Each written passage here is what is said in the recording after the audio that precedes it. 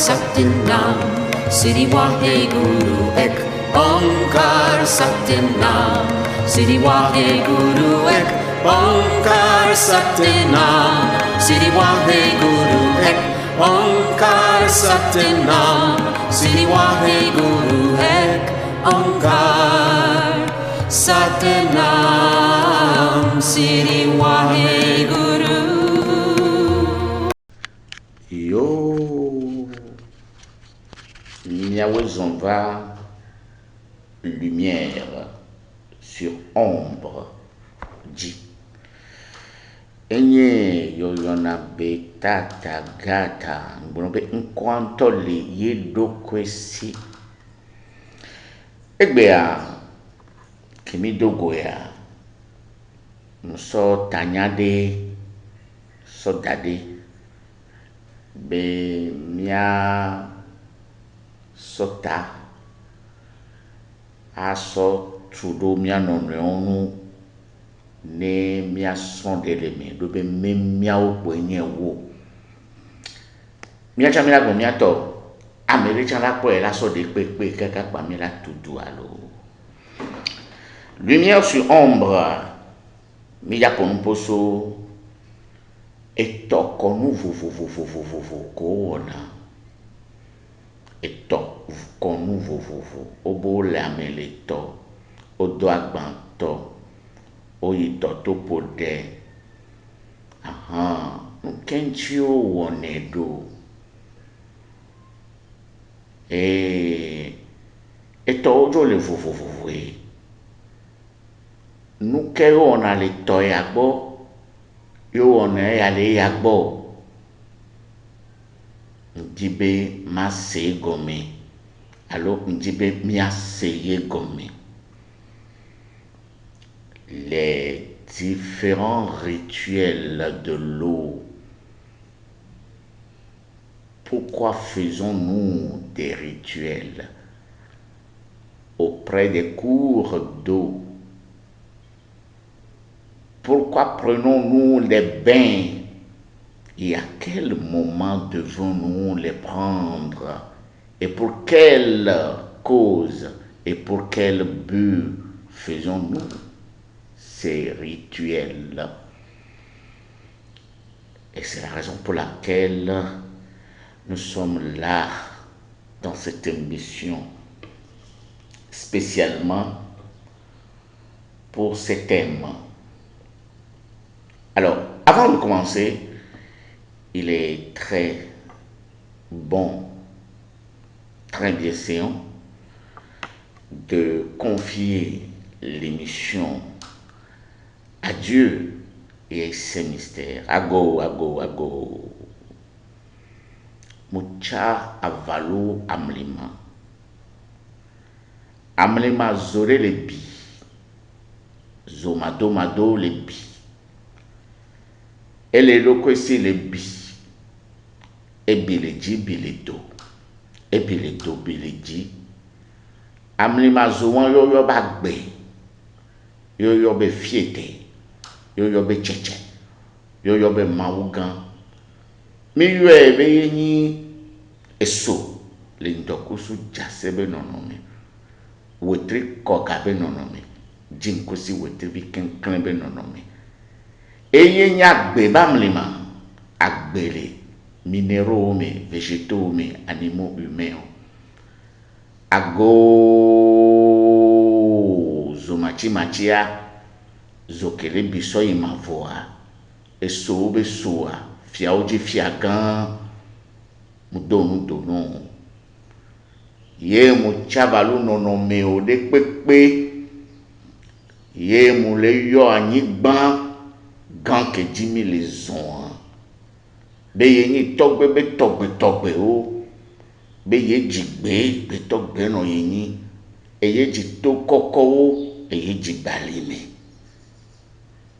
eye ji zogbe kwa vesu o eye poran oji khezozroji amegbe to pobe anigba be ye nana mi duna e ga duna mi ke de pope yin ne mo chava lui le no kadede me ku sensen de pepe nyanya ku manya xɔse ha ɖe kpekpe kudo ebe nunɔlawo mutsavalo anyigba gãtɔ sɔ le yɔ tɔgbe adelã nɔ agbe egbe kpo mina wo ɖe nida wo ɖe depotɔ ɖe fada gã ɖe pastor ɖe nyigbadzi kpo zɔ maître gãgãgãwo mutsavalo anyigba nu le dom le anyigba le yɔ mi keke mi do gbe ɖo gbe me na ŋutɔ aya ƒoƒoa me amlima me ne enu ke ku ne gbɔ agbe nu ke tsi gbe ne gbɔ va tre nɔ de srɔ̃ ko nɔ dzivi mi po etse tsetsemagro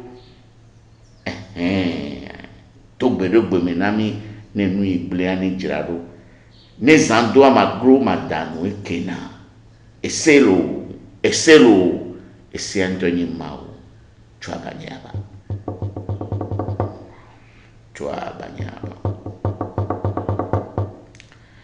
yo miawoe zɔn va lumière sur ombre nyewo yɔna be tata gata ŋgblɔ be ŋkɔ wa en tout cas ame ŋutɔ la dzesi miayi nya dzi tsatsatsatsa ŋdogbe na ame sia me moto tɔgbe gã ke ye nye egbedidi ku gbe madimadi egbesese ku gbe masemase mbia egbe be ne wo gbe na mado ame ke ɖo to mission ya ne se ne ba se ne le me ame ke mu ɖo to tsã aya ƒoƒoa ne sɔ ne be kan vɔ ame ke le ɖo to ya ye ŋutɔ be dzidzinya le ponopono ye ɖokoe nye atɔ sɔvi ponya munyi lo ago ɖe mia katã mia dzi agbo maponupo ale maponupo mi di afɔ ɖe badzi lo tsetse kpo mia gbɔ yo egbea mi be mia ponupo so etɔkɔnu vovovovovovovo kowe mi wɔna le xexea me mponuponu ke nyi tɔ le mponupo so mami wata gã ŋuti ŋgblɔe ka ɖe mi va yi be mami wata ŋutɔa ye mi yɔna be miséricorde mi nya le ke ma do de gɔme le mia de gbea me va tɔvoduwo ya ma hlẽ vɔ enyi o sugbɔ wu gbe le anyigba ye o sugbɔ wu kɔkui le anyigba o sugbɔ si be ne ke dzi ŋkusi wetriviwo le wa be nɔnɔme vovovovovovo ye o le wa be ɖopewo ɖe sia ɖe kudo be dɔwɔna o le nyi enukpɔkpɔ makpɔ o nyi dɔyɔla o le nyi amlemanuwɔtɔ kafla o le nyi na totowi oto o le nyi gbɔngbɔme nufiɔtɔ o le nyi amlemanuwɔtɔ o le nyi aziana la kpɔkpɔ matsikɔ ye o sɔna agbetɔ be nɔnɔme o sɔna ekpewo be nɔnɔme o sɔna egbewo be nɔnɔme elã vovovovowo be nɔnɔme le agbetɔ be nɔnɔme ya mami wa tatɔme voduwa indiatɔwo le vodutɔwo le xɔse ha ɖe kpekpe ke le xexe ya mea aƒometɔa alo tɔmetɔa esugbɔ ŋu ɖo be etɔe dzɔ ke ŋgbɔ ye mi dzɔ lo ŋgblẽ va yi ŋaka ɖo ŋku edzi va ne mi be mi va wɔna kɔnu enu ɖewo dzɔna ɖo mia dzi alo le bia be mi va kansa o bo la le mi etɔ toya tɔ ke le sra etɔ ke le dzaso to ɖe dzia etɔ xoxo aƒua alo tɔ masramasra ɖe vodome si kpo le na mia edzidzadza ya nukɛntɔe dzɔna ke ŋgbɔ hoe o la be wa le mi nke mi be dzina o nuvɔe ɖo nyia egbe ye be toa alo ele blema agolo ngado ago kelo nyawe madwe nti bena enu ton ile yo wona le toto ole kakasu ole ati nu kpla me to de kplo eno do kplo to po me nu sende oh ta flache obe gbesie obe miato na welo agbe me mu le nyona o omle montana gbe wa nto ko ke kaka obe ao o l'avait dessiné le toreto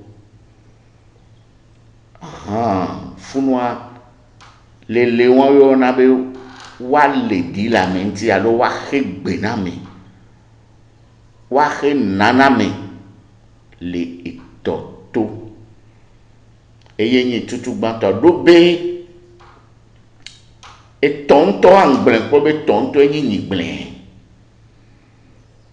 be agbeto podi mu ina toto be ya le sito la gbe o me de mu ina nyi gble hwe be ya le si diga no nentio nu de le jo do agbeto di e agbeto le bio be ena agbe uno ena ma uno ena gbongbon no ena mlemanyo no fiagan le dzi la nyigba be tu me du dzi le tɔ ɖe kpekpe dzi nu maglo na ne xɔ agbaku agbetɔ aɖe ye wo ve wɔna lele wa le etɔ to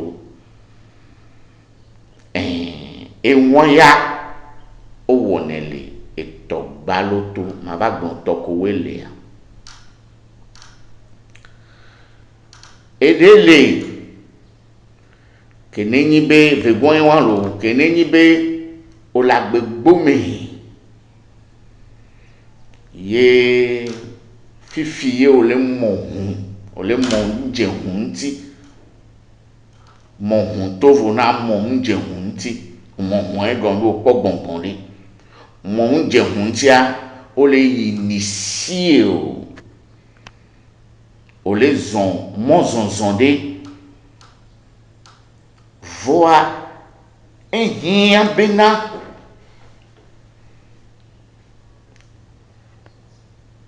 ahonko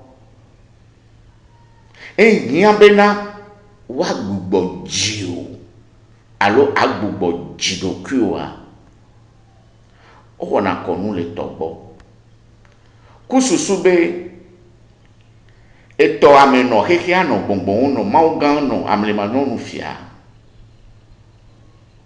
no jio le ntilame eya la gbugbo jio ke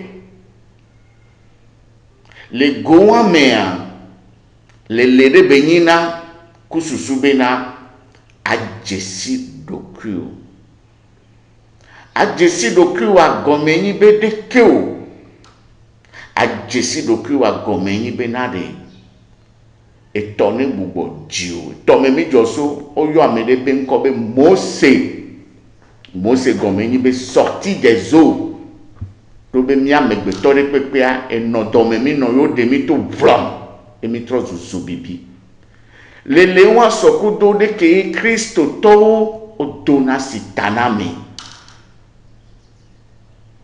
o dona sitaname no do sitaname amlima jona mlima ke jona ni be amehona ye be gbogbo me doda sinko nu ke gbe yo to la gbegbo amea nko de no na gbe ntina me ogbugbo jidoku a tiombo nko de la no asi o vamu ni be wa ve do nko no be o fifi aso gbeji akrobe fi ko nyia otro jajako me wa gbomolo bonbon me nko de keni doda si ko koso feto me mawu me gbova nko la nontio on to pe la yen alo gbo wan gbo ma yen o laba no donc weji donc we la siwa yeme yenko ajoso amli manui le mystère du baptême. Notre-Dame mère des eaux Medeo la yebe na Maria dobe eye jikekia o ko be no do sita o lo ployi o wo ko le bien bete ko mi no we no on da don ko de pepe no le spécial le ko le ji la mo nje do ku onti ko le si wana on gagne à aimer on gagne à megbalo tu deviens un initié et tu as un nom une mission et c'est là non tio le lewan o la kwa be ko de auto le si ame auto zuzo no wanti no do sitana me le catholique me o sina vele dona simena de vieux bono le roasi o sina vele dona simena de vi ke we alo ame ke we odo vele o le sina et le feu est sorti des eaux. Le feu est un serpent. Le feu est une vie, manifestation de vie, de la vie. Et vous devenez la lumière, sortie des eaux, comme le nom de Moïse. C'est la raison pour laquelle il y a eu le serpent devant Moïse. Il y a eu le feu, le buisson ardent. Vous devenez vous-même votre étoile. Vous êtes né spirituellement.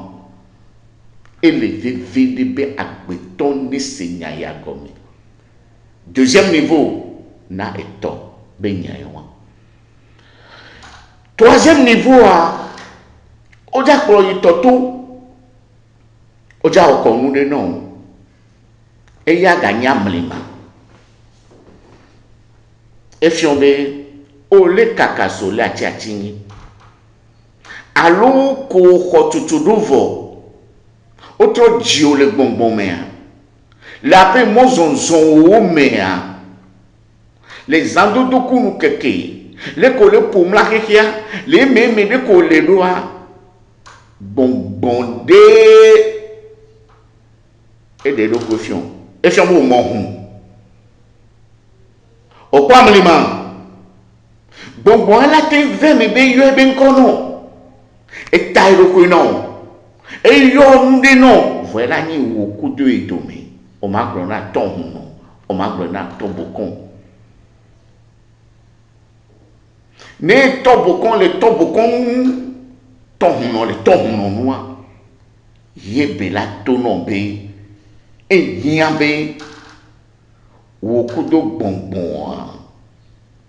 Mi a blanou, mi a douzo.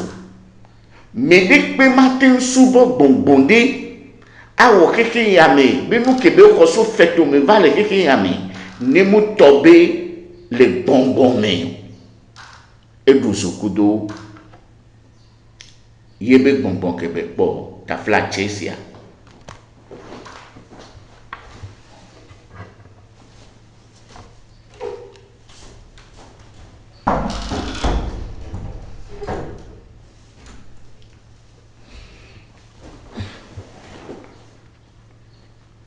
Yo, moule blanc yare, ta flaché.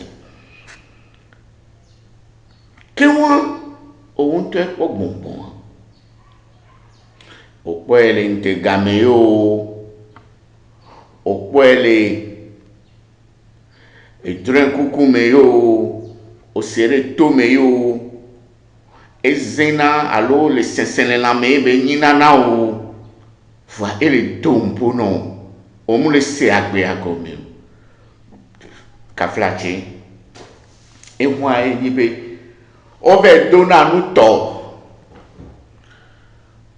et nous deux tort il y a les simili dit alliance contact pacte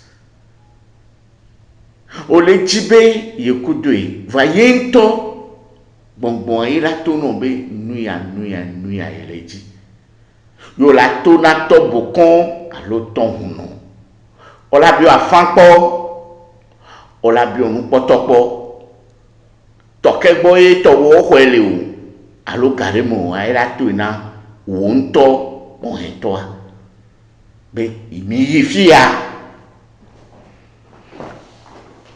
muni be mi le webe mi awenye wo e ya ke gbon nya mu le fia yo vo bonne be ce ne sont que des épaves. Et j'énonce seulement ce qui va se passer. La spiritualité africaine, la religion africaine, le vaudou va changer. C'est pas moi qui vais le changer, mais à partir de moi, des gens vont le faire encore mieux. Muni gadjiji benyayo. Nyento nana me be vague bonye chan. Jola me de bon avao. Et yakole se ato huno wele bleno muni nyeo. Voudou que ye joku doa ye venu ni ye mole bleno. Anao. Ora tembiom nyade o voa me comme ni be vague bonye olo. Et takuta e wonanoa que mole ponu pour le vivifier. Ko le segbenya ncham do gbeda do la fido e ke ni tonya e la valo. Va nya donya po wo mle won. Ma so ye di no blombe na re. O la do nu to. Aso duzo kudo e toa. Atento ne be le di ne deke le oreke. E nu do toa nu ke ye bonbon ato na wa. Nyanye enye kele ti se nye maten yo bonbon ko do be bonbon subon alegbegbe. E bonbon subon alegbegbe. Ma chove ya jideke be mami watade o le to bonbon do le mi jesio le kota henu me. Ka flache, ta flache. Alom do ago c'est ton. Non yo bonbon de be na bosulu ma fria. Mais oui, sous bonnet en baleine. Bon, la baleine, c'est quoi dans la baleine, c'est quoi dans la cabale? Ni mag blanc les fios. C'est quoi dans la magie? Ni mania ou lo. Bonnet gagné, ni la blanc. Kade de kele miaku baleine domeye. Jonou ke mi dono. Jonou wame l'universel, c'est un contrat, un pacte, une alliance qui vous lie selon votre culture, tradition, avec cet esprit. Et on a kotabe lui yo nya gba idi ba melo gba idi be jomu le nya ke nu babla ke no kota ke we subo na gba idi a ku da gba idi do me ye gbon be jomu yo la no ndo gba idi la sine la fibu o ma yo ba gba idi o voi jomu wa ma no engbolo. C'est compliqué ale gbegbe mi ma wo mo yido de ke potogbe won mi we de ko egbe mi abe te kono ke ngbe la yin ko a mi do la soto ésotérisme mi go be bonbon me dodo me donc o ke sogbe o yo mo ndezin o abe ya ko agba nu ke to do na gba wa zodudu enyina ezodudu enyina ya yin tutu banke magbo maga don kujina mi a do meto de sia de benade e won ko ngbon be wa ke gbe no ajesi do ku wa ke gbe no eni wa le o le ne kwa made o yin ma gbon le fi o tasi te gbin ro anyi gbana wa o to zan e pe nu a o gbe asia fu de be nyawe wen nuko wo munyo togbere wo nde do gbere mu che o mu ganya fi ke gbedo asuwa adere le dompo enwa enyi wa le o le toto ama okudo to fifia ojibe yatro zuameyeye koji yatro jidokuwa e chambe lelele ke o le ovo ye evale yi o pebe ye mohun nde venane enwa to na ebe ya wode kene ya kwazi pe no yo to na mu to amudu wona me to adudu nyenyi matengbe o tamunyo wa nyenyi mu sego me yinene o blewu vanu do mu to no tutututu a vodoara bio azipe amlima ke yo mo opo magblɔe eke zɛn wa ela bio azikpe ɖe alo la bio ataro ɖe ekplɔ ɖe ke le nyi ezoɖu kemi ɖua be dzesi ke le nyi vɔsamekpli ke le kudo edomea mu nyi miabe pome o mu nyi viwo tɔ o ŋutɔ tadi nu se o ŋutɔ eɖewo le wɔma biɔ eɖewo le wɔla biɔ nenia ye be yina etɔ be nu fifia miase musique vitsokui ɖe ne miava.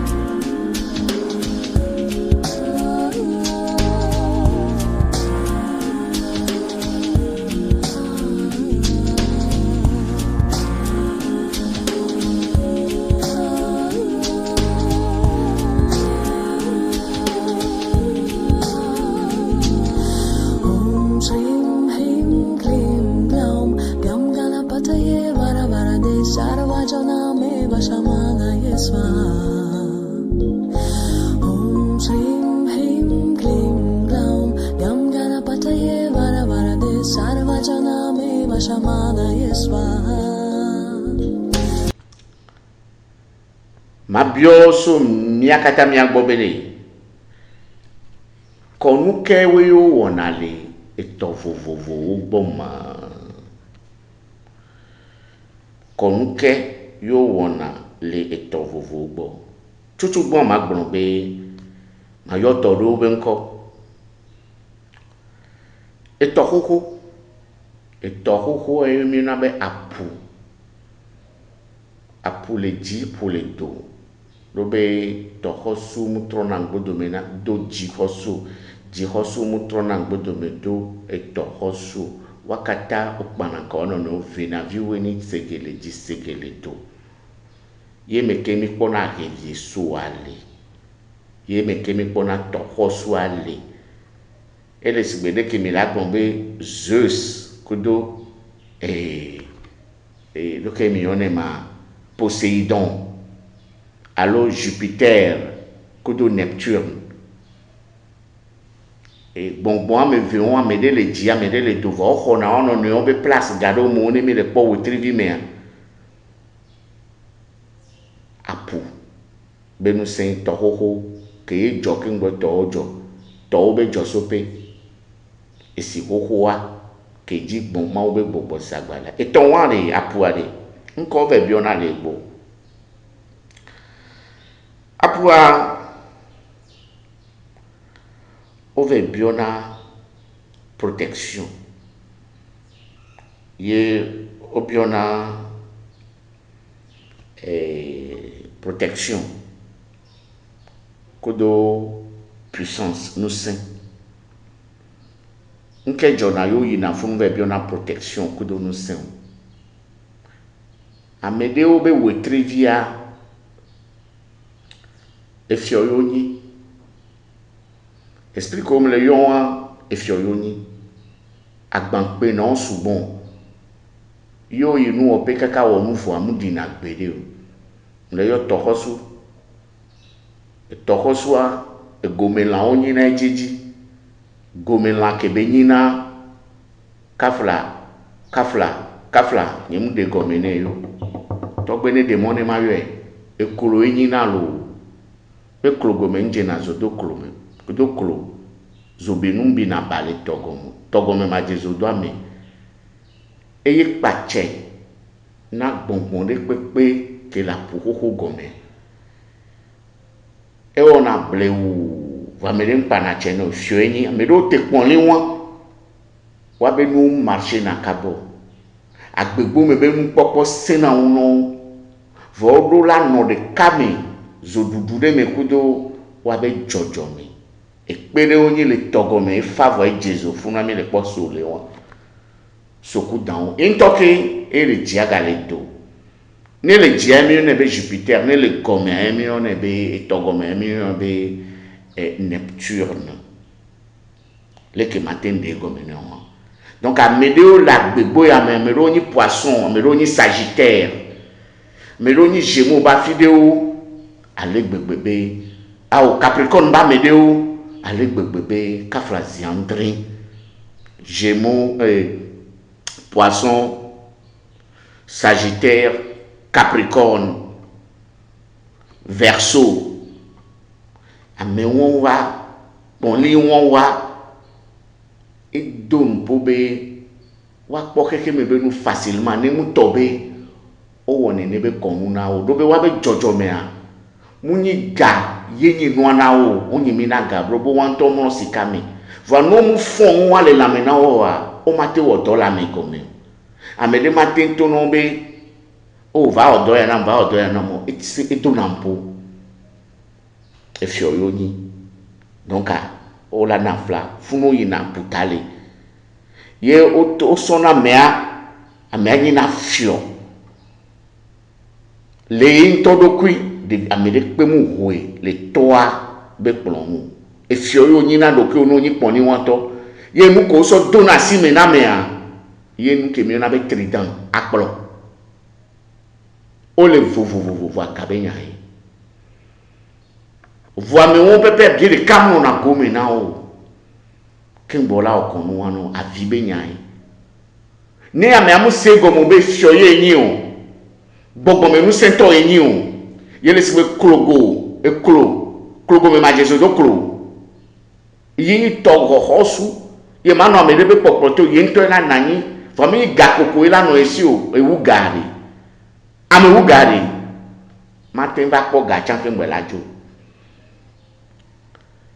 Ce sont les étoiles les plus difficiles.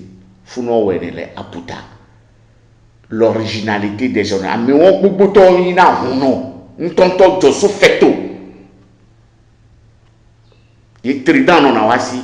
O panache no punpuna. Keke akwa tori pepe sena. Mais on te puna no pousse bon. Ils n'ont pas le verbe facile. Et nous on pas mêler les pompos, les sacs les pompos, les pots de couillons. C'est du folklore. Les vrais hommes n'en parlent pas. Ils voient, ils disent, et c'est ça. Tu vois, Badiaba. N'imito le founois. Avec les lames blondes de Zagata. Alors, je ne suis pas de poisson, ni Sagittaire. Je ne suis pas ça. Je ne suis rien, moi. Écoutez. Bon, il n'y a pas beaucoup. Et si les millionnaires lac, alors vous dossier enfant, et Thomas Mastra, elle a ni ton veje, alors Thomas veje, vous dossier, et millionnaire et todo la hodomi, vous doro sera na dom sera no.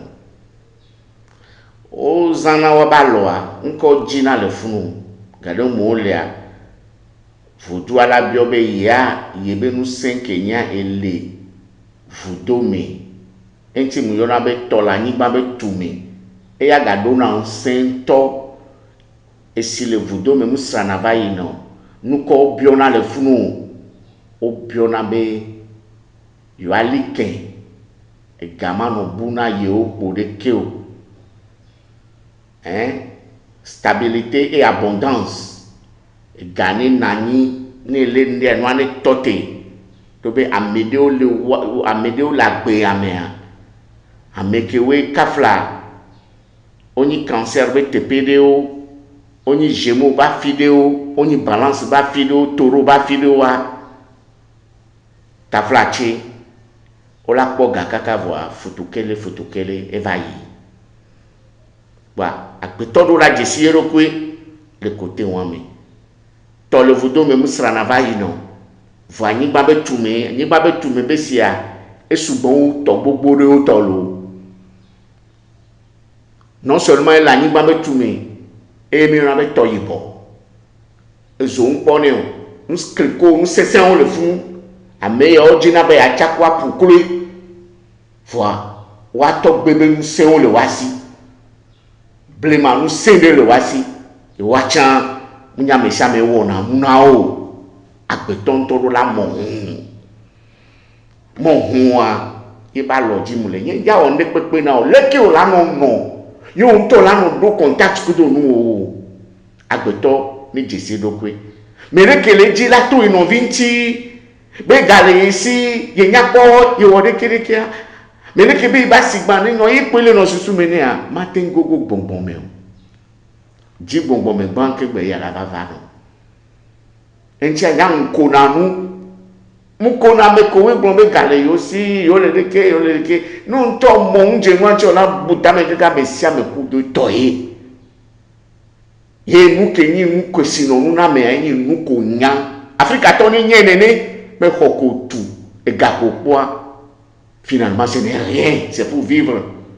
Mais lorsque tu n'as pas la connaissance, lorsque tu n'es pas noué avec des entités qui vont te donner des bénédictions, des connaissances, etc., après toi, ce sera le déluge de tes enfants. C'est la raison pour laquelle chacun de nous est appelé à se connaître. Voilà, c'est le bon. Et il y a un. Voilà. Ne m'a dit comme souvent, puisque nous les parfums qu'on soit non, le coup pour la rado, le coup pour la sipedo, le coup yonondo, tol les ninon les vovo, et que les yofi fibé, à nyimbabe tumebe si, à le lac. Yebe yo yo atovo na puto.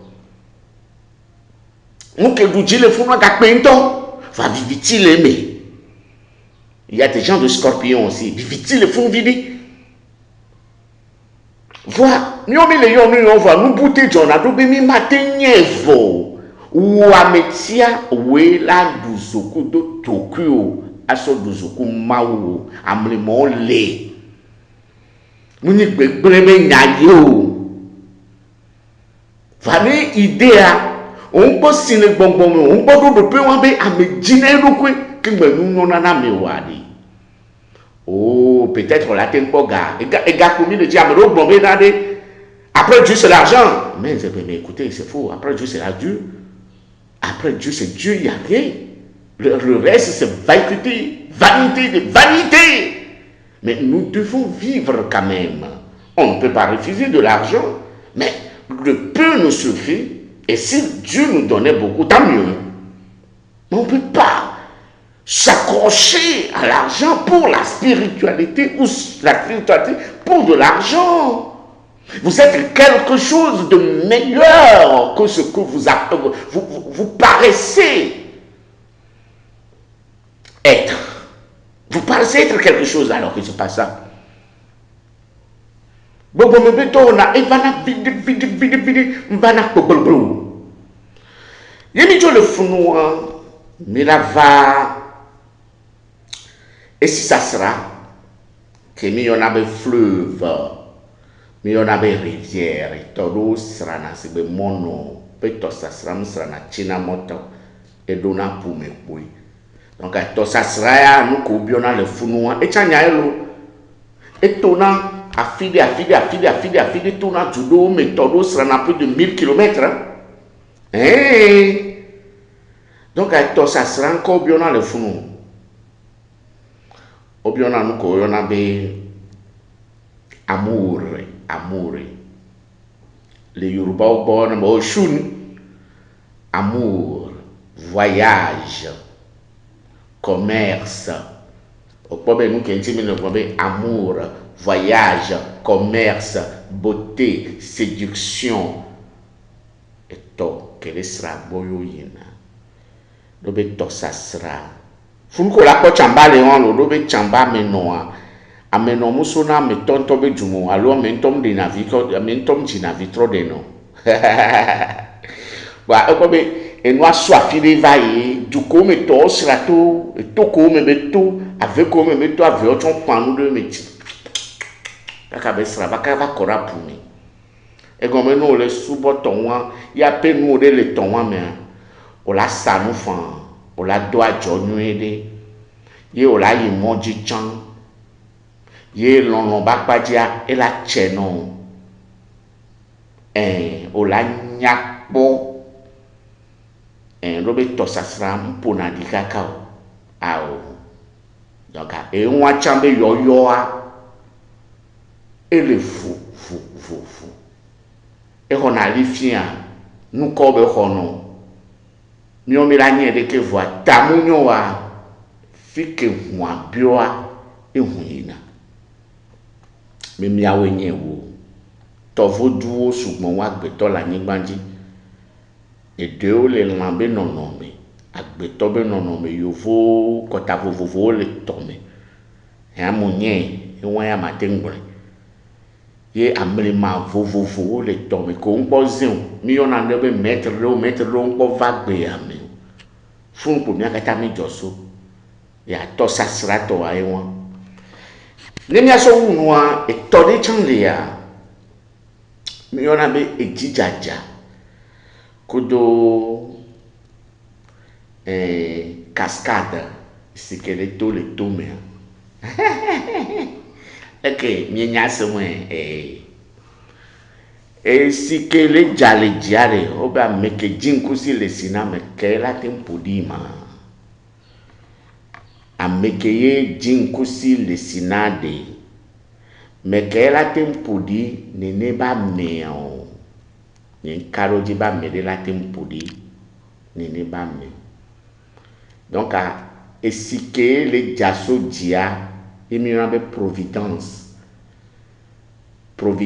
et bénédiction eye ke nyi si ke le dza le to ɖe me le dza tsotsotsotso ne gbɔngbɔn biɔna be ayi funua tamyɔ lele enu la funua lele be nyina kom va nu ko la biɔ enyi be mawu ba lɔ dodoa me dzɔdzɔme nu ko agbetɔ xɔ be nyi gbɔgbɔme nu nana ne su ye si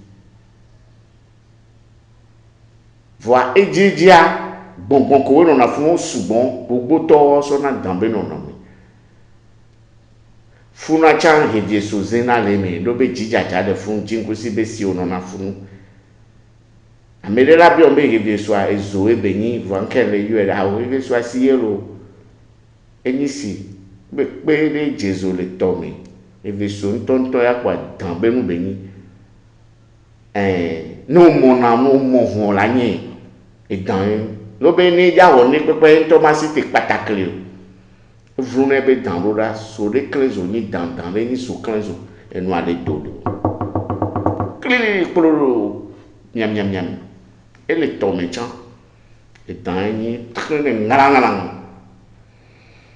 so keŋkle so dzadza ye be ŋkɔ edan yi bon ma gblɔ be nene be kɔnua ye o wɔna etɔ vovo tɔ ɖewo la nanyi ke wo nyi edzidza xa ɖo kpetome alo tɔ ɖe sra ye be tsi kpetome etsã be nuwo le esi ɖe tsi atsi ɖe be tsone etsã be nuwo le esi ke agbetɔ ŋutɔ kuna kɔna gbe tsã gbɔngbɔn va ɖo ne mi foa gãgãtɔwo ko mi te gblɔ mi ma te gblɔ keŋkeŋ o nyake ŋdzi be ma gblɔ ne nya ya me o ne wo dza kplɔ yi tɔtoa ɖe surtout wo dza kplɔ yi tɔto be ale gbesia nɔnɔme ko la sɔ prepare ɖokuiwoa eto vo na agbugbɔ dzi ɖokuiwo ye be gato vo na aɖuso kodo tɔvodzo ɖe ke ye wo mɔ hu voa ne wo ŋutɔ wo dza kplɔ yi tɔto ne woa le gbesi na woa enu ko la bla nya ko wo la gblɔ nu ko wo ma ɖua ele me ye wo ŋutɔ la dzra ɖokuiwo ɖe le gbɔngbɔn me ɖoko dzrana me ɖokui le gbɔngbɔn ɖoko dalɔ ɖo fɔn trɔnkɛwo le ku ɖo be keŋgbɔe miawɔ kɔnu ɖe kpekpe kɔnua dze ne gɔme le gbɔngbɔn me va ne me le gbɔngbɔn me keŋgbɔe mi va wɔna protocole tɔa ewa va yi que o le jibenare que a non trop buboji e gombo le ja do sitano o le ja do bonbon me be dumi o kuja fon ame ko kwaku o ja jo le sibesi do tanamea o la no bonbon me sugbon la no do gbe da kakaka que anto e la décision be azan ya gbe yo la o no wo tri ado la no de ke la yame yene mi yi chan no do siatana wa no muspo o mu kho gbedidi wa amli mari la jo alo we o la po nde ke la yonko no alo la sodo dasi de do asino funu nto la nya ko ke wenyi nto ebe ko gbogbo me be dogbon mi le gbogbo me be nya gbon mi le amere musina tepo abonu okonu nene apoga o gbogbo me be nu jina gban mede mu onanu le togbo ye maji kadede o le adonu tomea ye kele ni zoduduwa o ma ve donu tokeye o nto mu nyabe ye npo fudu de pepo mu le pe mu zendo epo et la tingue me be o la donu to be ni to anto alo gbongbon ne le fia ne khona e na e be nu ne nyon vo oduzoku do ye nu do totovo va ne ni jojo me nu se we ya no so wa do to into brono be so nu ya do to na ma e fi on be ni juwa ni juria e la so pere no le funu ni juria e la so ni no le bonbon me va o mo ko le nti la me o la nya be ho e o la te ku drobo so ndi na yi e ko me ni be mi do la no yinko mi mu gave do touch de me ka flache mi gave do ordre me ta flache ke mi gave do pa me nya o pe gbogbo nya bebe le ji ni va mi nya mu ke jo mi le jon kaka mi aba to le me pa mi abe e ya mu nyon e ya nyon o te la nya mu ke jo le nu ke joku nu ke yo pona nkari ba me sia me kuna doreni a me sia me no me de me o mu jame de pepe be nya heo a me sia me le sacré a me de pe mu ko ma gbogbo me be do ba gobi o mi akeke nkuru va a me do to sugbon wa me de o nu ke mi mu do la no wo we yin be awo to bo kon kaina makpora enwe ajo kanado me oh pastor un po vision de pepe na moma e ya ganyara nto oh oli enu le dolo eli mje krono un po vision de pepe na ma prophet bronyare da gbejina njibe mato na obe nyem kontra me won be de pepe o vana me le bronyare gbejina yo nto mu le nyanya de pepe nto mu le pon de pepe wa o trozu abune babune nyen to ke le fia e joro jinye leti be joro jinye no o ni mu ya fili pepe pa njina mo no pon de gbonam yo la o dola me le pepe pa amera to ro be npon nínú to te nu wa o no nto aponu na roki o kafla no ve kafanto volo no ve po wetrivi me no lo ayo la lon ni an ve po na wetrivi me change si mettre gangan ko mi no na kame amen tomate le sinero ko ore voade et là nani paratonolo je t'ai vu comme ça roula ça manipulation grave rino na funu amisance grave rino na funu ni o so do ki o so dare vision be nyawo me a o mja te réaliser do ki o la zan e ye le ponwa mu ma wu e le po le to na o dusoku ma wu le nu popo be le pe do na me dusoku do ma wu élevé vide à l'égbègbè be no munyewa o la tie melu